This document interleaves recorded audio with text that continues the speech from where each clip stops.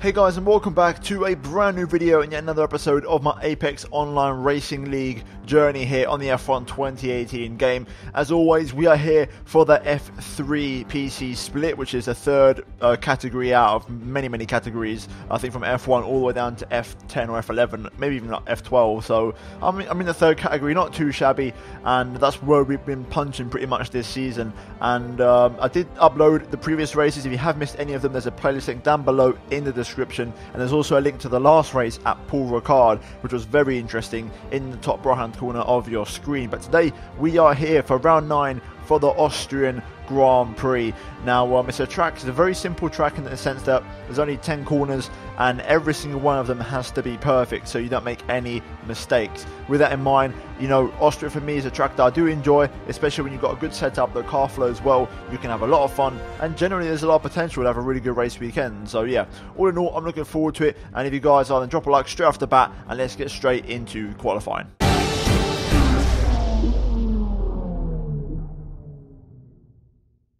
Here we are then on the racetrack here at the Red Bull Ring, and as you can see we've got the soft compound tyres in the car. Bearing in mind the fastest tyres available are the Ultras, we've gone for the hardest available compound, and I made a little mistake here running a little bit wide and actually invalidated that particular lap and also my next one.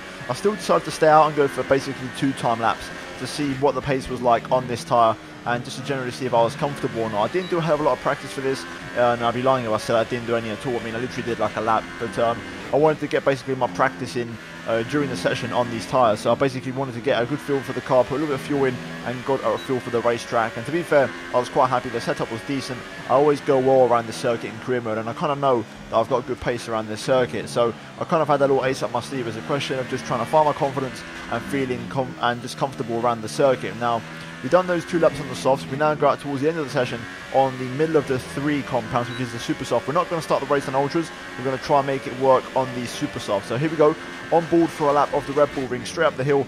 Now that's where normally the 50-meter board would be. You turn into the corner for turn 1, attack that inside curb, don't run too wide, as we now open up DRS along the back straight, now through the flat out turn 2, then up towards turn 3, brake bang on the 100-meter board down to 2nd gear, get the nose rotated, 1st gear for extra rotation, and then on the power very smoothly as we open up DRS on the exit of turn 3, going along this 3rd back straight, and now down towards turn number 4, brake just after the 100-meter ball down to 3rd gear, and then 2nd to really get the nose into the corner. Use all the track on the left hand side for traction and also making the speed last around there as we now go into the double lefts here, going in towards the end of sector 2, all over the curb as we put it into another left hand corner yet again, and it's all about letting the car run out wide there, use that curb, keep it nice and tight through the right, and now 2 more corners to go here, and this is where you can make or break your lap and really gain a lot of time. We throw it into that penultimate corner, really maximising the lap time, and once again through the final corner there, definitely not as good. You could get a lot more on that inside curve, and I definitely lost about a 10th&a-half easily,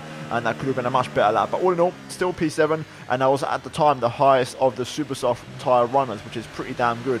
And it's going to be a dry race, unlike the last race weekend where it was a wet one. So yeah, as you can see, ultimately we tried the supers. We was the fastest, but ultimately not enough, and we did actually get knocked out in P11. So not the greatest qualifying you'll ever see, but definitely not the worst. I mean, I wasn't miles off the pace, and I definitely think we could have got about P8 or P7. I reckon if I got that final corner perfect and attacked it a lot more, it could have been a lot better. But all in all, that was qualifying, and I'm not too disappointed. We've got a lot of potential. We can work from this, and you know, the strategy and also the tyres, and hopefully being on a much more comfortable one stop, you know, compared to people that will be on the ultras and trying to go very long on the ultras to get the soft tyres on. We're going to make it very easy for ourselves, as you can see, as you'll be able to see on the race strategy. Yeah, all in all, it's going to be very good and a decent qualifying. But now let's move into the race and let's see how it goes. It's time for round 9 and the Austrian Grand Prix.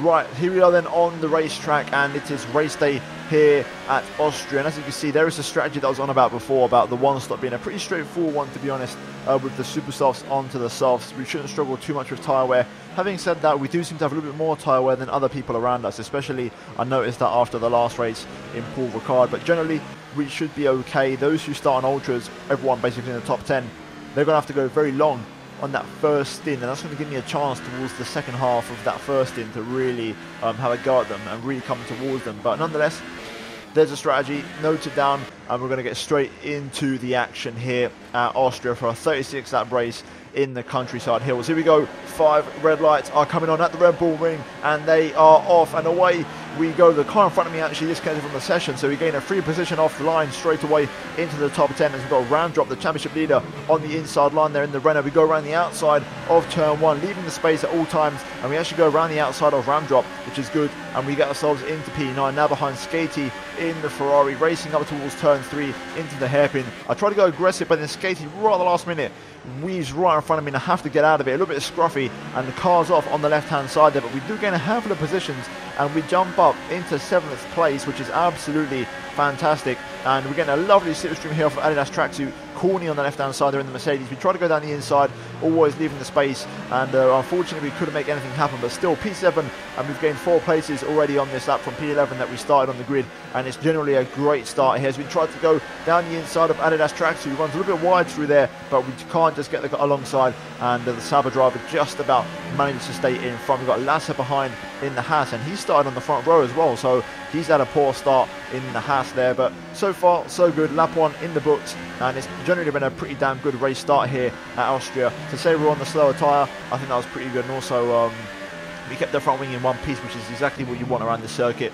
and you don't want to lose time trying to get a front wing change. But as you can see, all the way onto lap number 5 now, and Adidas tracksuit on his ultra soft was starting to struggle a little bit, and this was my time to strike. Also because Enigma behind was starting to catch me up, so I had to get a move on here. So we go down the inside of Adidas tracksuit into turn 3. A little bit of a touch of tyres there, but we just like get it done pretty cleanly. No real major contact done, and we are past the Sauber for now. Will he try and get back past down this straight? It doesn't look like he's got the speed as I have the DRS, and we are going to make that move stick for 7th place, and now P6, as there was a bit of a glitch with the positions all race long, so we kind of ignore that. I'll kind of keep you posted. So right now we are on P6, and then Corny, oh no, actually Lemon in the Force India goes off. The man we had contact with a couple of races ago in Canada has gone off, and that is a sign of the ultras starting to go. The rear tyres around here go really quickly, and if you lose them, or if they overheat, you're going to lose the back end very easily.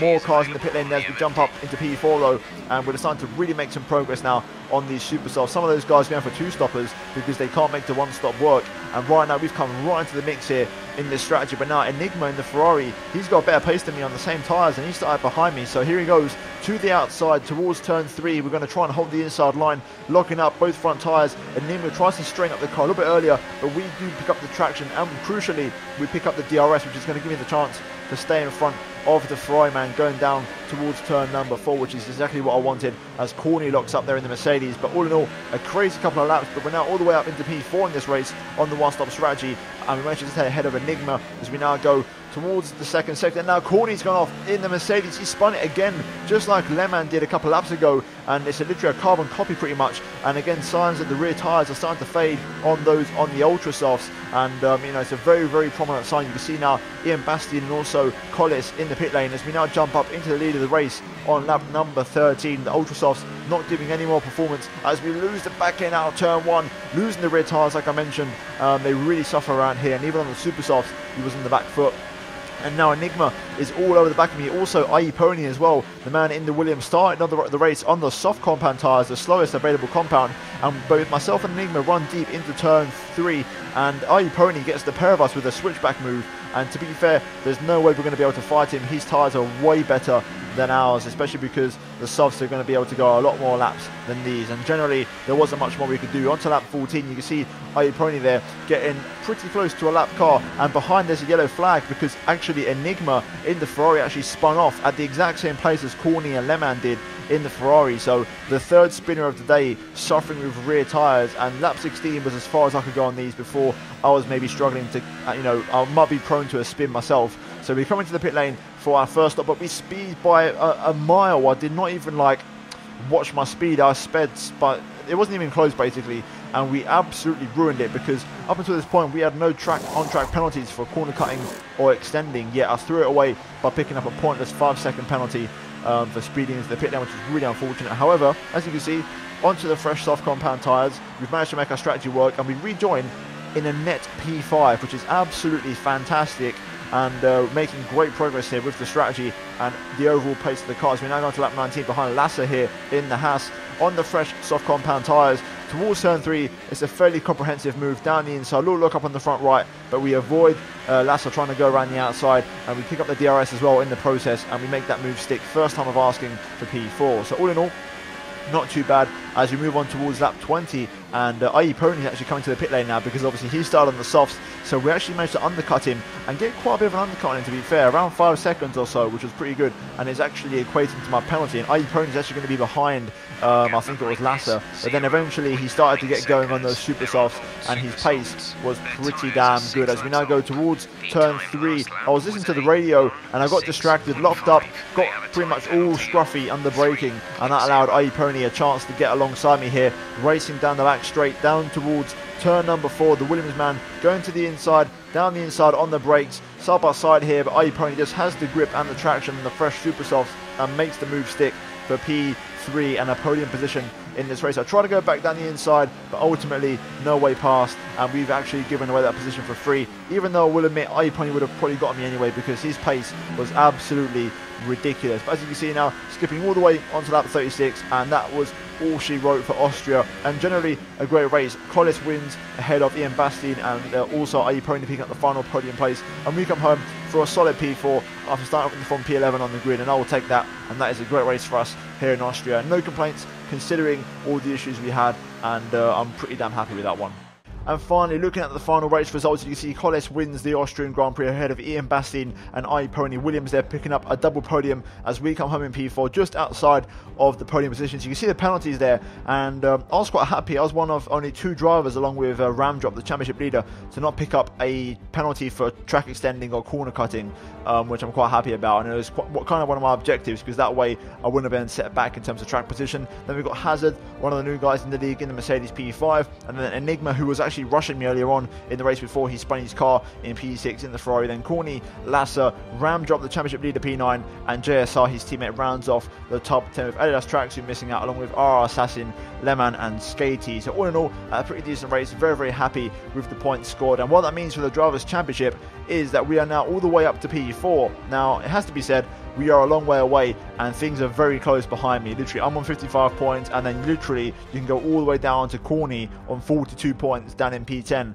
and that's how close we all are. So yeah, it's a fierce fight in the midfield at the minute. However, I do want to say I want to try and push forward and try and, maybe look at that championship, but I need to try and find some pace and be a little bit more competitive. Ramdrop, IE Pony especially, really, really quick, and Collis, who's joined the league late, but look at his result to second, a first, a first, and a first. His pace has been really, really good, and yeah, he's going to be quite hard to beat. So 4th might be where we are, but I want to try and make sure I can at least secure and solidify the 4th place, and maybe even push towards our top 3. I mean, we had a podium in Baku, we had a podium in Canada, so we do have those good results, but ultimately I need a race win, because that's something that I'm kind of missing at the minute, and I'm kind of lacking. So yeah, with that in mind, hopefully we can bounce back in the next race and try and actually qualify a bit better at Britain, and then also deliver a better race performance. But all in all, guys, that is going to be it for this episode of the Apex Online Racing League here for the PC Formula 3 split. If you guys did enjoy the video, then please do leave a like. Also, do get subscribed for daily Formula 1 content, and turn on notifications to not miss a single video from me.